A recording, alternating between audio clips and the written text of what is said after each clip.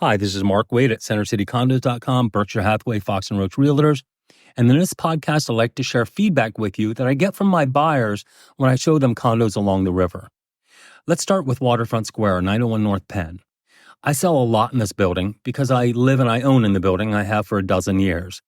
Generally, the response I get from feedback I get from buyers is very positive. They're surprised by kind of what they get for the money, the views, the pool, the gym, the parking, the fact that it's a gated community on 6, 7, 8 acres.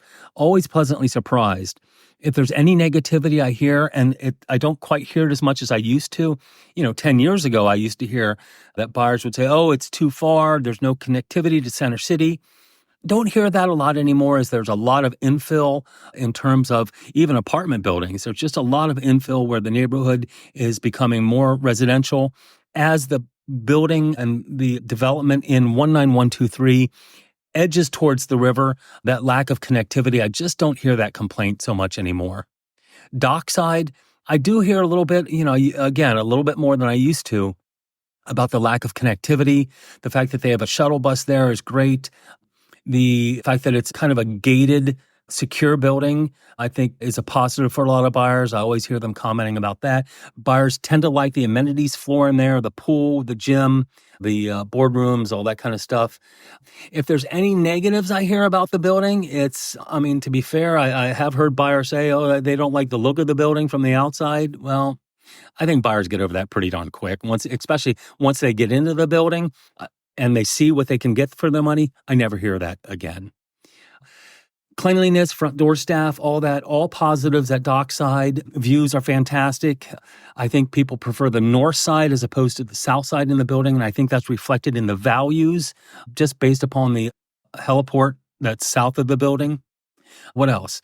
That's about it. Overall, pretty good marks on Dockside, as I get from Waterfront Square. Pier 3, Pier 5. The only thing I ever hear is that Pier 5, the lobby, most of my buyers will say, "Oh, the lobby wasn't as glamorous as maybe they had thought it would be." Cleanliness, front door staff, parking, all pluses there. Square footage is always the dollar per square foot. Buyers are always amazed at how much they can truly get for their money at Pier 3 and Pier 5. Those are always real pluses. And the views from the end of the pier. It's almost kind of, the properties along the riverfront are almost resort-like in the fact that when you have guests, you have a lot to show off to them in terms of the view and the being on the river and some of the amenities, always a plus. So that's it. This is Mark Wade, CenterCityCondos.com. That's pretty much everything I hear about living on the waterfront. Questions, comments, or concerns, pick up the phone, push the buttons on the front of it, 215-521-1523. Thank you.